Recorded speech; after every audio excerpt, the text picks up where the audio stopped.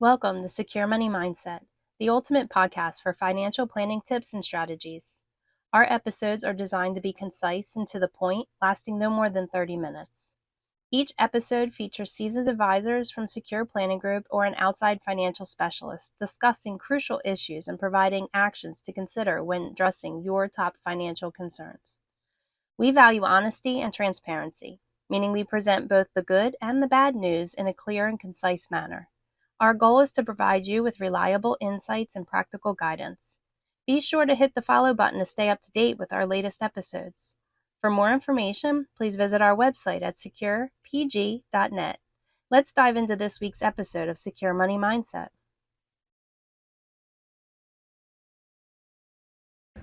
Hi, my name is Nate Borrmann, and welcome to this week's episode of the Secure Money Mindset podcast. Thank you for joining us today. Here with me today, we have Kevin Gaffney from the Mortgage Pros. Kevin, welcome. Thank you.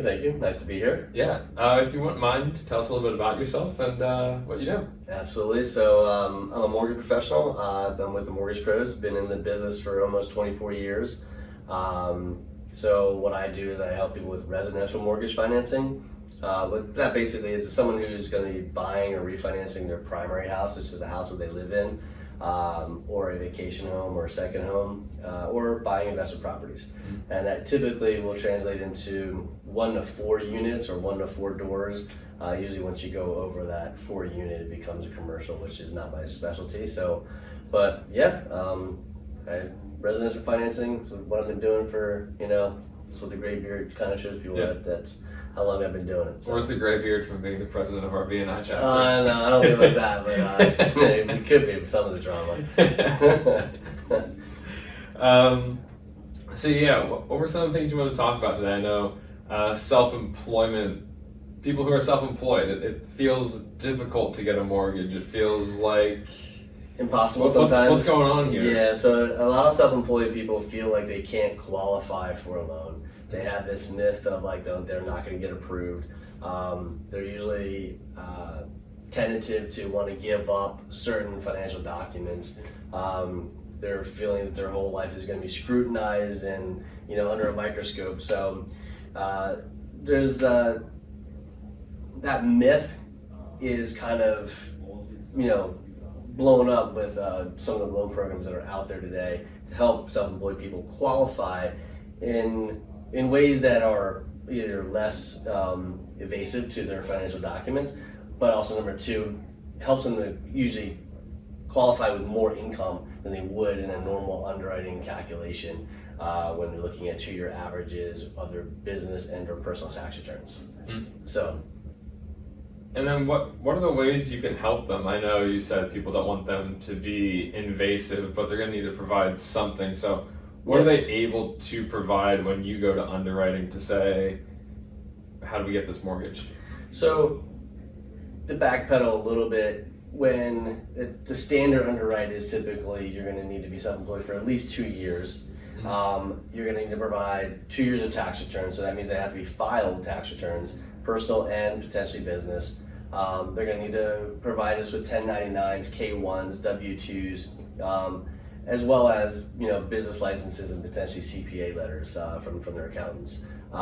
So there's a lot of information that will be involved in the standard Fannie Mae, Freddie Mac type of underwriting requirements versus some of the programs we're going to talk about today only require potentially either 1099s and a profit and loss or just bank statements. And there's income calculations that usually will help that self-employed borrower qualify for more of what they're looking to afford versus what on paper they can afford is going to be much different because again the qualification factors that are involved usually lower their income because they have very smart accountants who implement smart tax strategies which helps them when it comes to their tax liabilities, but doesn't help them when they want to qualify to buy or refinance a house. Yeah, that's something I wanted to touch on too.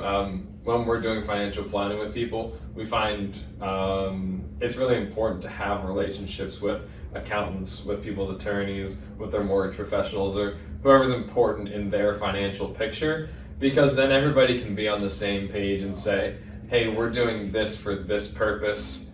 and to meet this goal, and everyone can kind of be on the same page instead of seeing like, hey, why was this being done? Why was this being done? Yep. To kind of color it in and have some of the backstory as well as some of the rationale, and then having the cooperation, it really helps provide good results for people. Absolutely. I mean, when I can communicate to a client's financial advisor and their accountant and or bookkeeper if they're involved, even their insurance agent, all those parties are crucial to making sure that the decisions that are being made when it comes to mortgage financing are being done properly. I know that a lot of times clients will go to their financial advisor and ask questions that are relating to, I want to buy a house, can I grab some of my money? Yeah. Or I want to, do home improvements, can I grab some of my money? So there's ways and strategies when it comes to mortgage financing that are better suited than to have to potentially, prematurely tap a retirement account. Yeah, or take from a non-qualified account at the time that they don't want to take from a non-qualified account. Yeah. And that's why exploring the options and saying, is it best to take it out of the investment account or is it best to get a HELOC? Well, that's a conversation to have on an individual basis, and each person, depending on their situation, that they're both good options. What makes the most sense for you? Yeah, and also what might make sense today versus Yeah. tomorrow. And then, when you couple that with a business owner who's self-employed, it gets more complicated. So, a business owner trying to qualify when they don't want to tap a certain account for their needs, or they aren't able to tap those accounts, and they want to either buy or refinance for various reasons. Having loan programs that are available to help them reach those goals and accomplish those goals are key, and that's what we're going to kind of dive into. Yeah. So what are some of the ways that you've seen this work out well for people? So I always want to say, the first and foremost is someone needs to be organized. If it's not them, a lot of business owners are knee deep into running the business that they're in. So they usually will have a great bookkeeper, a great accountant, someone that's going to be keeping their finances straight. So having their documents organized. So I would always want to start by analyzing their tax returns, because you never know if they can qualify for what they were looking to do, and we can do an average of their income using their tax returns. That's ideal, because then we can you look at Fannie Mae, Freddie Mac conventional financing options. Yeah. But if they have a great accountant that has really smart tax strategies, and the income that we're able to calculate based on their tax returns doesn't push them to the level that they're hoping for, then a bank statement program and or a 1099 program is an awesome way for them to, use a different income approach or income calculation approach to qualify for either that home that they want to qualify to buy, or to get the money in terms of a cash out for either home improvements or debt consolidation reasons. So both those solutions are key, but organization of their documents is also key, making sure they have access to bank statements as well as to 1099s, K1s, their business license, when do they create their business. Because there's a lot of proof involved, because the W-2 is pretty straightforward. Everything's right there. There's a lot of additional stuff. There's mystery behind it, versus if you're a W-2, you're usually working for an employer, and we in the lending environment, we're going to be able to reach out to your employer to verify how long have they worked for you, when did they start, when was their last pay increase. Like, it's all documented from a third party versus self-employed. The only third party typically is either your accountant or your bookkeeper, which is something that they've hired. So the scrutiny is more in depth with a self-employed borrower than it is a W-2 person. So, but I mean, the myth that some self-employed people cannot get a loan is something that's just not true. It's just more about the strategy. So I like to have a conversation with everybody in the beginning just to understand their story. To me, it's about how do you tell the story to the underwriter in the best way possible to get them what they're looking for. And sometimes, again, if we want to start with analyzing their tax documents, and if that doesn't work, then the bank statement and their 1099 programs are, again, great ways to accomplish the goals. And then what are some of the ways that you've seen this tangibly? I know you have a couple case studies that you want to walk through. You care to share some of those? Absolutely. So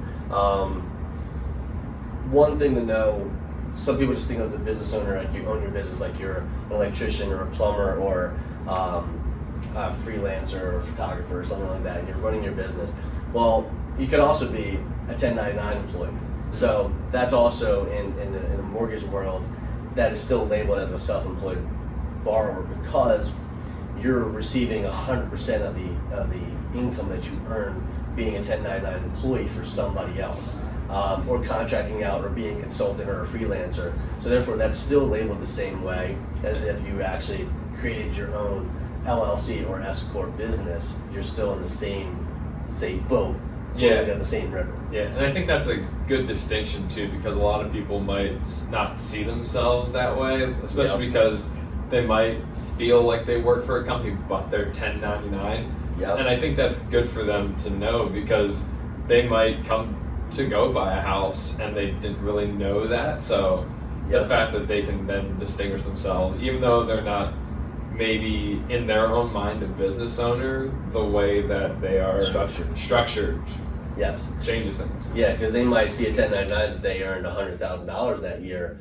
However, according to the IRS, they only earned $60,000. So that's a different calculation when you're looking at, $5,000 a month versus close to $8,000 a month. That helps a person qualify for much more if you can look at using that $8,000 versus $5,000 per month in terms of documented income. So bank statement programs, let's talk about that for a second.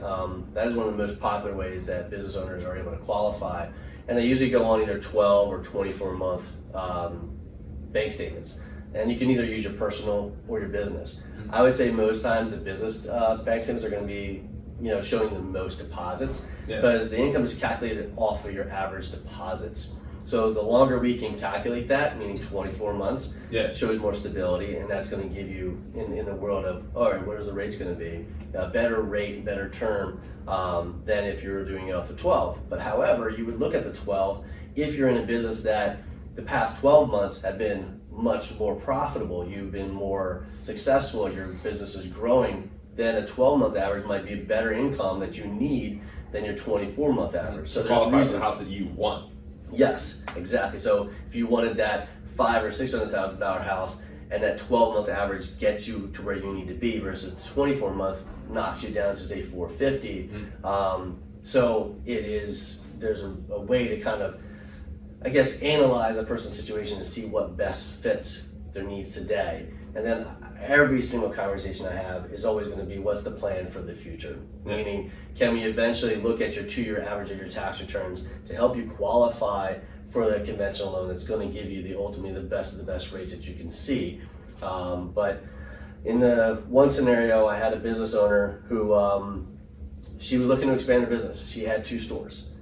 She was looking to get the 3rd store, and she was talking to a local bank about getting a business loan.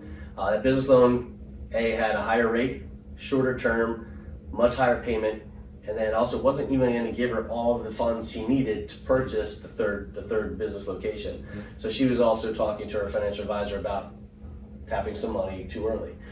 That led to a conversation with me that turned into doing a cash out refi of her primary residence that she owned free and clear, which was great.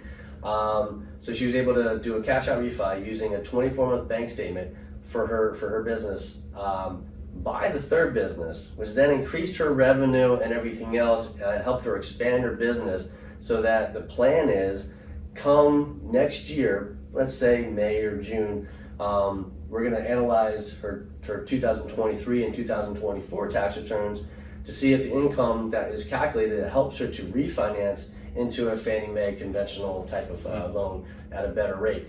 And where they were this previous year, rates were obviously higher, so we're also going to take advantage of where rates are hopefully in the future, which are going to be lower, which are going to increase your cash flow. The other bonus to this scenario is the business is technically paying that mortgage that's on her primary residence, so it's a win-win in terms of how to creatively finance the need to expand her business. Yeah, and to think maybe outside the box a little bit by having that relationship and talking about, hey, what makes the most sense for your situation is really great. Yep. Another scenario is that 1099 person So a lot of people will switch from W-2 to being 1099. And as you said earlier, some people don't realize how that affects how they're being structured when it comes to applying for a loan, especially a mortgage loan. So when you switch to a 1099, we had a borrower who was 1099 for approximately 2 years, but in the same line of work. So what they were able to do when we're looking at trying to analyze their income, 1099 income, their debt ratios were at a 63%. They just didn't qualify. So going the 1099 route, we were able to use a 1099 and their most recent bank statements for that given year to do the average in order to qualify for the house that they're looking to buy. So it helped them qualify for the house, and then knowing that in the future they can evaluate their tax strategies to helpfully refinance to a conventional loan again in the future. Yeah. So it's more about meeting the needs today, and that's a perfect example of how that was done. The last scenario that I wanted to share with you was a homeowner, business owner who wanted to do home improvements, had some needs like a roof that they needed to do, and then also some other modifications inside the house. They weren't able to qualify using the tax returns. The way the business was run, the taxes that the provable documented income just wasn't able to help them qualify for how much they were hoping to get to do the improvements. We did a bank statement program with them, 24 months. Income was more than enough, more than sufficient. It was able to get them the funds they needed to do the home improvements. And in this case, the business is expanding and growing, and the odds of in the next year, same scenario, their tax returns are probably going to have a better average of the 23 and 24 than what it was for the 22 and 23. So same scenarios, but you're looking at evaluating what their needs are today. And sometimes these bank statements and 1099 programs are perfect ways to get them into properties or get them the funds they need to either expand their business or do the personal improvements that they need to do. That makes sense. That's great that people have those options. Thanks again for coming in today. Is there anything else you wanted to share?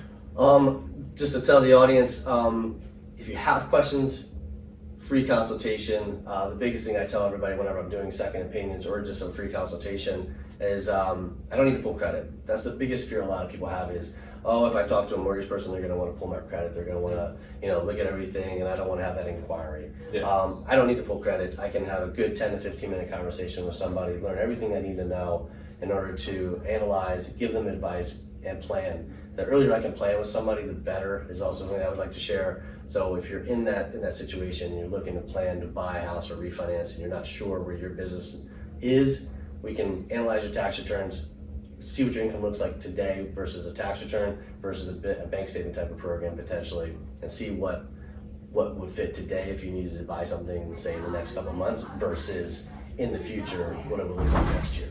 Yeah, and I'm glad you mentioned that too. Talking about the timeline is something that I did want to bring up to say, when should these people have conversations with you? So it's good to know that just sometime when they even just start thinking about it to know what they qualify for.